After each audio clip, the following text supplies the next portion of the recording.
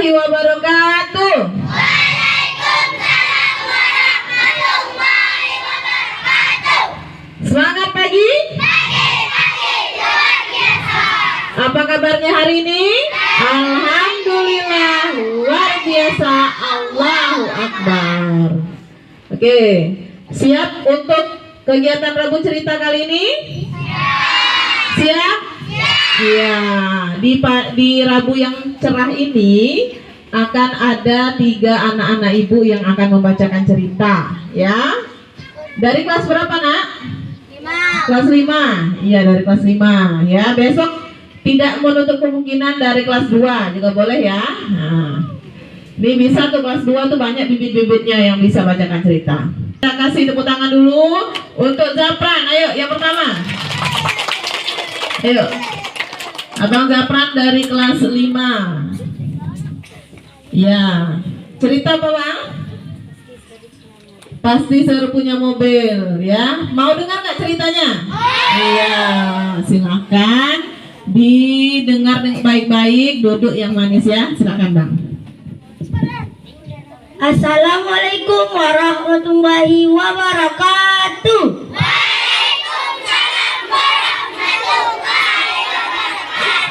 Perkenalkan, nama saya Fakri Zapran Khairiri dari kelas 5. Saya akan membacakan buku Pasti Seru Punya Mobil.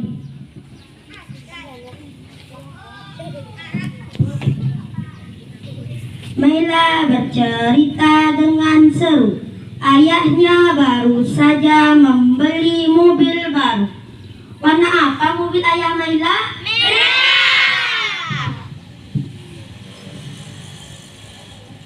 Tinan mendengarkan cerita Mailan sambil termangu.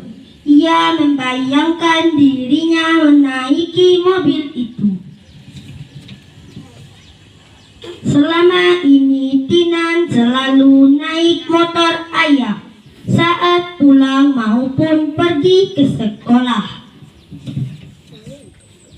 Saat naik motor ayah Tinan tak jarang kehujanan, membuatnya basah kuyup dan kedinginan. Naik motor ayah juga sering membuat Tinan kepanasan, sehingga membuat keringatnya bercucuran. Pasti seru jika punya mobil, ujar Tinan. Dibandingkan motor, mobil pasti lebih menyenangkan. Tak perlu khawatir kehujanan. Tinggal hidupkan AC jika kepanasan. Pegangan Tinan, teriak ayah, menyadarkan Tinan. Tinan merasa motor ayah oleng ke kanan, ke kiri, dan ke kanan. Rupanya ban motor ayah kempes, tertusuk paku di jalan. Untunglah mobil ayah Mailan lewat tak lama kemudian. Ayo, ikut naik mobil ayahku, Tinan, ajak Mailan. Tinan mengamati mobil Mailan dengan penuh kekaguman. Naik mobil ternyata memang menyenangkan, pikir Tinan. Ya, kok macet? Seru Mailan. Tinan terkejut melihat kendaraan berdesak-desakan. Tinan duduk dengan gelisah.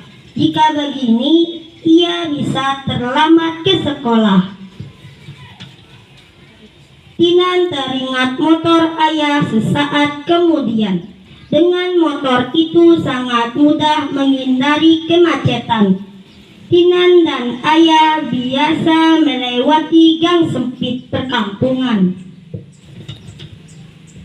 Sekarang Tinan tidak lagi mengeluh naik motor ayah yang sudah berjasa mengantar jemputnya ke sekolah. Assalamualaikum warahmatullahi wabarakatuh. Waalaikumsalam warahmatullahi wabarakatuh. Ya, tadi cerita mengenai siapa yang punya mobil. Aku tanya dulu. Melan. Yang pakai motor? Kinan. Jadi apa kira-kira hikmah dari cerita tadi? Pesannya apa? Apa Zafran pesannya, Nak? Tidak boleh iri. Ada lagi tidak? Tidak boleh sombong. Terus apa yang dilakukan Melan kepada Kinan tadi? Melan ngapain dengan Kinan tadi? Mengajak enggak? Ngajak Kinan enggak naik mobil? Iya. Jadi pesan dari cerita ini bahwasanya apabila kita memiliki kelebihan ya, seperti punya mobil ya, itu kalau ada teman yang membutuhkan, kita boleh ya bersiap membantu ya, cepat kita bantu, cepat kita tawarkan. Karena apa? Karena ya kalau kita menggunakan kendaraan motor itu pasti banyak resikonya. Yang pertama, kalau hujan pasti kehujanan, kalau panas pasti kepanasan. Tapi ternyata ada poin plusnya kalau pakai motor. Apa tadi poin plusnya, Zafran? Bisa melewati gang sempit. Ya, jadi lebih cepat sampainya, bisa menghindari macet. Kalau mobil kan tidak bisa. Jadi semua yang kita miliki itu ada kelebihan dan kekurangannya. Betul tidak? Kalau pakai mobil nggak kehujanan, nggak kepanasan, nggak kena debu. Kalau pakai motor lebih cepat, ya enggak? Ya, sampainya lebih cepat, bisa menghindari kemacetan, ya. Jadi sampainya bisa tepat waktu. Siapa yang pengen punya mobil?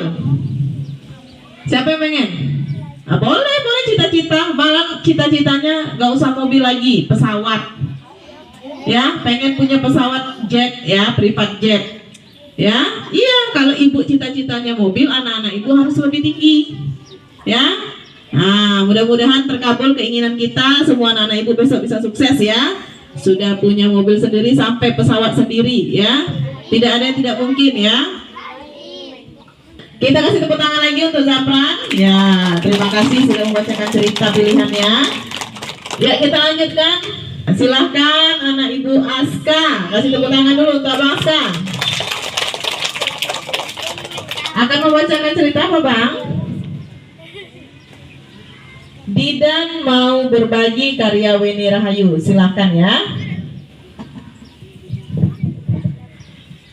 Assalamualaikum warahmatullahi wabarakatuh. Perkenalkan, nama saya Muhammad Haskan Yami dari kelas 5 akan membacakan cerita berjudul Didan Mau Berbagi. Halo teman-teman, kenalkan namaku Didan. Aku suka berbagi. Ayo ikuti ceritaku. Yoga bermain ke rumah Didan. Yoga membawa kue donat. Kue itu untuk Didan. Didan senang sekali. Didan, ini kue untukmu. Terima kasih Yoga. Terima kasih sayang.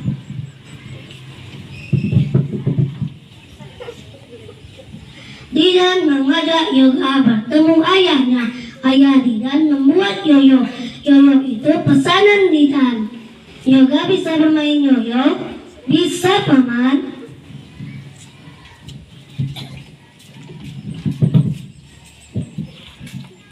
Ayah Didan penjual mainan. Lihat mainan yang dijual ayah Didan. Bentuknya bermacam-macam. Ada wadah segitiga, menara segi 5, kartu segi 4, kotak kado bentuk kurus, layang-layang bentuk bintang, dan dompet bentuk setengah lingkaran. Ada berapa banyak, Pak, mainan yang dijual ayah Didan? 5.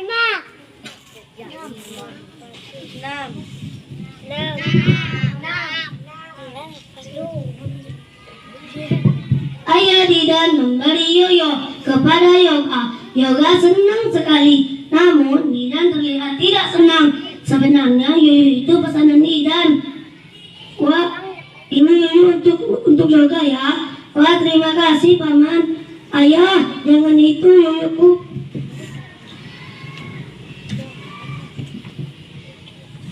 Didan sedih dan menangis. Ayah memujuk Didan. Ayah akan membuatkan yoyo baru. Didan pun mau mengerti. Didan tidak boleh begitu, nak. Yoga memberi kue kepada Didan. Didan juga harus mau berbagi. Ya ya. Keesokan harinya, Didan berangkat ke sekolah. Didan menghampiri Yoga. Yoga. Ya Didan.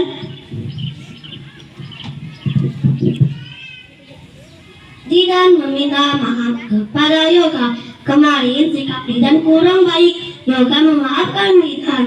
Maafkan aku ya Yoga. Iya Didan. Nah begitu kita harus saling memaafkan. Didan dan Yoga sampai di sekolah. Mereka duduk satu bangku. Didan membuka tasnya. Didan menyadari bahwa krayonnya ketinggalan. Didan sangat panik. Aduh, krayonku ketinggalan. Tenang Didan, nanti aku boleh pinjam.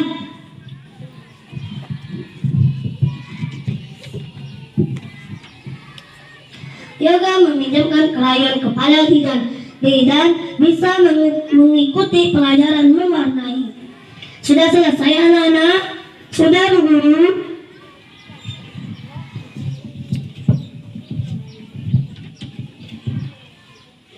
Saat istirahat, Yoga bermain ayunan. Tiba-tiba datang Wina dan Tata. Mereka ingin bermain ayunan. Didan tidak mau memberikan ayunannya. Didan, gantian dong mainnya. Tidak mau, nanti saja. Sudah Didan, kita bermain yoyo saja ya. Akhirnya Didan mau mengalah. Didan dan Yoga bermain yoyo. Tata dan Wina bermain ayunan. Mereka bermain riang gembira. Ayo Didan, kita bertanding main yoyo. Ayo, siapa takut? Wah, kalian hebat main yoyo.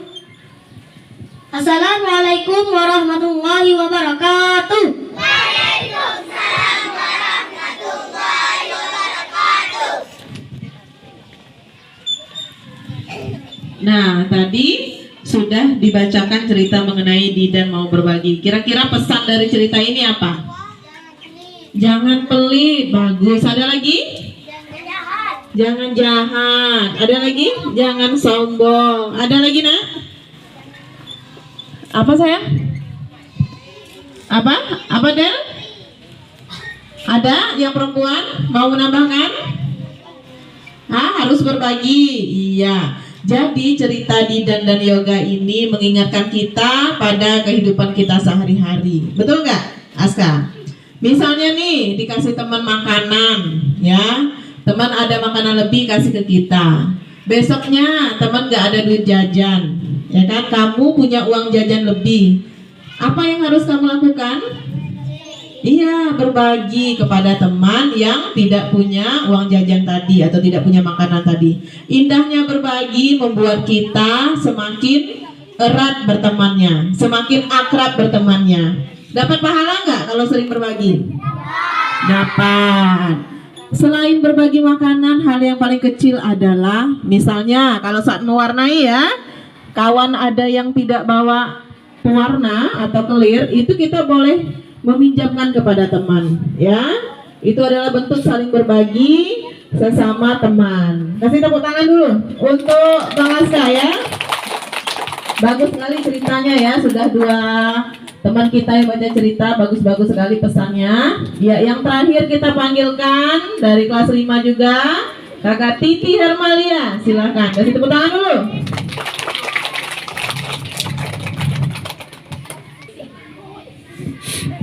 Hari ini mau membacakan cerita apa? Rawa Pening, karya Ristianti Nugrahaini. Ya, kita dengar ya mengenai rawa pening ini. Apa itu rawa pening? Kita silahkan dulu kepada Titi.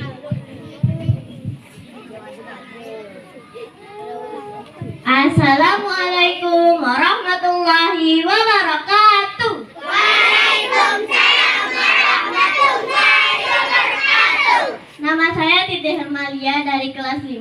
Kemarin saya juga pernah membacakan cerita. Hari ini saya akan membacakan cerita lagi. Cerita ini berjudul Rawa Pening.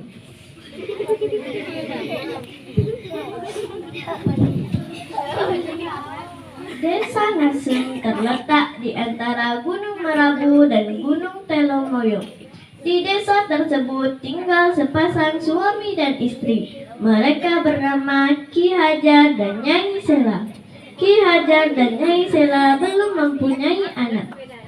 Mengapa kita belum diberi anak ya Pak? Sabarlah Bu, mungkin Tuhan belum menghendaki.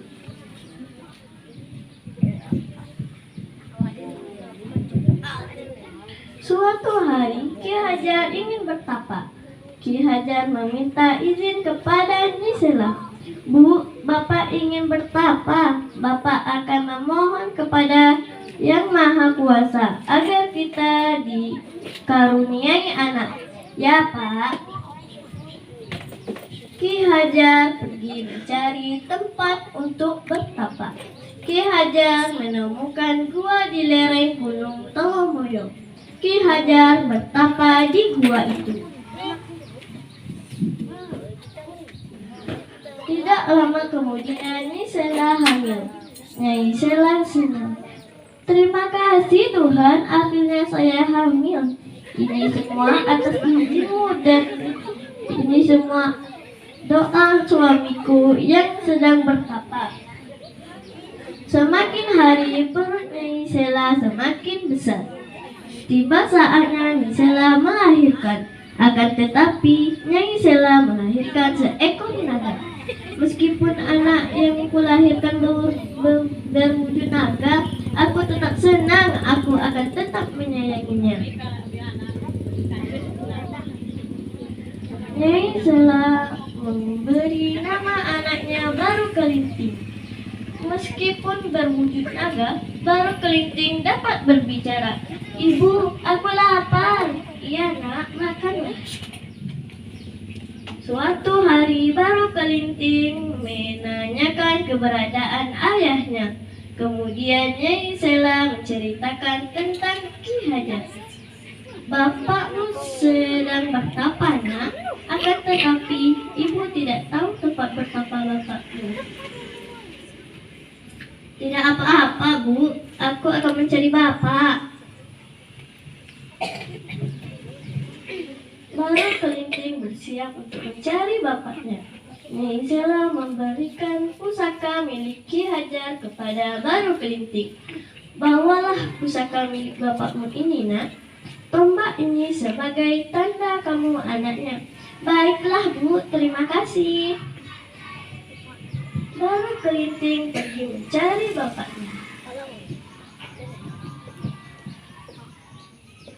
Baru Kelinting sampai di sebuah gua. Ternyata gua itu tempat Ki Hajar bertapa. Ki Hajar kaget ada seekor naga di dekatnya. Hei naga, kedatanganmu menggangguku. Aku sedang bertapa. Aku memang naga, namun namaku Baru Kelinting. Aku sedang mencari bapakku. Nama bapakku Ki Hajar. Ki Hajar tidak percaya bahwa Baru Kelinting adalah anaknya. Ibu memintaku membawa pusaka ini. Ibu meminta menunjukkan pusaka ini. Pusaka ini sebagai bukti bahwa aku adalah anak bapak. Ki Hajar melihat pusaka itu. Ki Hajar percaya Baru Kelinting sebagai anaknya. Baru Kelinting mengungkapkan keinginannya kepada Ki Hajar. Aku ingin menjadi manusia, Pak. Apa yang harus aku lakukan supaya bisa menjadi manusia? Pergilah ke Bukit Tugur dan bertapalah di sana. Memohonlah kepada Yang Maha Kuasa agar engkau bisa menjadi manusia. Bapak akan pulang menemui ibumu. Baru Kelinting menuruti perintah bapaknya. Baru Kelinting bertapa di Bukit Tugur. Di dekat Bukit Tugur ada sebuah desa bernama Patok. Warga desa Patok akan mengadakan pesta sedekah bumi. Penduduk desa Patok pergi berburu untuk hidangan pesta. Mereka berburu sampai di Bukit Tugur. Kita sudah lama berburu, namun belum mendapatkan hasil. Bagaimana ini? Iya, hari juga semakin sore. Penduduk desa Patok memutuskan kembali ke desa. Tiba-tiba ada penduduk yang melihat baru kelinting bertapa. Ada naga besar sekali, pasti dagingnya banyak. Ayo kita tangkap, ayo! Penduduk desa berhasil menangkap dan membunuh baru kelinting. Penduduk desa pulang ke desa. Setiba di desa, para penduduk memotong-motong baru kelinting. Kemudian mereka memasak dagingnya. Pesta sedekah bumi dimulai. Penduduk desa Patok menikmati pesta. Tiba-tiba datang seekor anak laki-laki. Anak laki-laki itu jelmaan baru kelinting. Mengapa kamu datang ke sini? Tubuhmu dipenuhi luka dan berbau amis. Cepat pergi. Pergi, kamu pergi. Aku lapar sekali. Beri makan untukku sedikit saja. Penduduk desa Patok terganggu dengan kedatangan baru kelinting. Mereka mengusir baru kelinting dari desanya. Baru kelinting meninggalkan pesta dengan perut keroncongan. Di tengah perjalanan, baru kelinting bertemu dengan seorang janda tua. Namanya Nyai Lantung. Mengapa kamu menangis, nak? Aku lapar, Nek. Aku datang ke pesta untuk meminta makanan. Namun mereka tidak memberiku makanan. Mereka malah mengusirku. Nyai Lantung mengajak baru kelinting ke rumahnya. Nyai Lantung memberi makanan baru kelinting. Baru kelinting selesai makan. Baru kelinting dan Nyai Lantung berbincang-bincang. Aku dahulu lahir berupa naga. Kemudian aku bertapa di Bukit Tugur supaya bisa menjadi manusia. Saat bertapa, penduduk desa Patok membunuhku. Karena kuasa Tuhan, sisa-sisa potongan tubuhku berubah menjadi diriku. Aku juga diberi kekuatan lebih oleh Tuhan. Namun tubuhku penuh luka dan berbau amis, Nek. Bersabarlah, nak. Rajinlah membersihkan diri. Kamu juga harus memohon kepada Tuhan. Luka dan bau amis di tubuhmu akan bisa sembuh. Baru kelinting berpamitan kepada Nyai Lantung. Baru kelinting berterima kasih kepada Nyai Lantung. Saat keluar rumah, ia melihat benda seperti perahu. Nyai Lantung menjelaskan nama benda itu lesu. Terima kasih, Nek. Nenek berhati-hati ya. Jika terjadi banjir, naiklah ke lesung ini. Lesung ini akan menyelamatkan nenek. Iya, nak. Baru kelinting pergi. Baru kelinting masih penasaran dengan pesta sedekah bumi. Baru kelinting kembali ke balai desa Patok. Wah, pesta sedekah buminya semakin ramai. Namun penduduk desa Patok kembali mengusirnya. Hei anak kecil, berbau amis, mengapa kamu datang kembali? Bersihkan dulu tubuhmu yang penuh luka dan berbau amis itu. Jika sudah bersih, datanglah kembali. Aku hanya ingin ikut berpesta.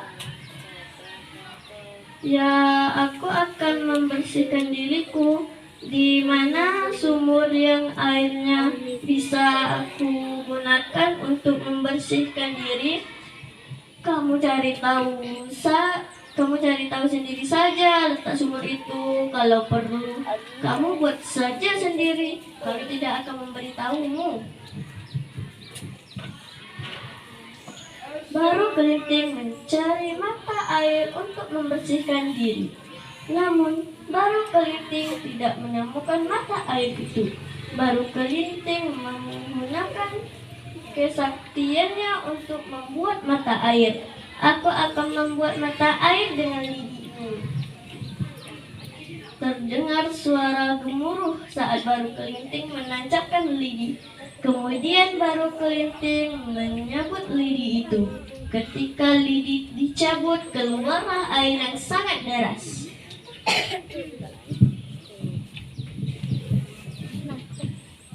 Air memancar semakin besar. Percikan air mengenai tubuh baru kelinting. Keajaiban terjadi. Tubuh baru kelinting berubah menjadi naga kembali. Semakin lama air yang keluar dari bekas tancapan lidi semakin deras. Terjadilah banjir besar. Banjir menenggelamkan seluruh penduduk desa Patok. Hanya Nyai Lantung yang selamat. Ia selamat karena menuruti pesan baru kelinting. Akhirnya tempat itu menjadi sebuah rawa. Air di rawa itu sangat dingin. Kemudian tempat itu dikenal dengan nama Rawa Pening. Assalamualaikum warahmatullahi wabarakatuh. Waalaikumsalam warahmatullahi wabarakatuh. Wah, seru sekali ya ceritanya ya. Seru nggak? Seru ya. Cerita mengenai asal-usul Rawa Pening. Ini dongeng ini ya banyak sekali pelajarannya. Siapa yang bisa menyebutkan pesan apa yang bisa kita petik dari dongeng tadi? Apa nak? Tidak boleh sombong. Tidak boleh pelit. Betul. Ada lagi? Tidak boleh iri. Apa lagi?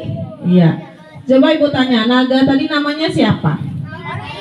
Baru Kelinting. Gimana perjuangan Baru Kelinting tadi? Panjang ya perjuangannya ya. Kasihan sekali ya. Lahir naga, kemudian jadi manusia, kemudian jadi naga lagi ya. Siapa kira-kira yang tahu ya di sini ya? Ayo, siapa kira-kira tahu siapa nama ibu dari Baru Kelinting tadi? Iya, yang menyelamatkannya siapa yang memberi bakat tadi? Iya, bagus, berarti anak-anak ibu memang memperhatikan cerita yang dibacakan Titi tadi ya. Jadi anak-anak ibu ya, kita tidak boleh membeda-bedakan apabila ada teman kita yang berbeda dengan kita. Misalnya kalau ada teman-teman ya yang memiliki kebutuhan khusus berbeda dengan kita tidak boleh membedakan ya. Tetap harus berteman, tetap harus saling membantu, oke? Ya, kasih tepuk tangan dulu untuk Titi ya.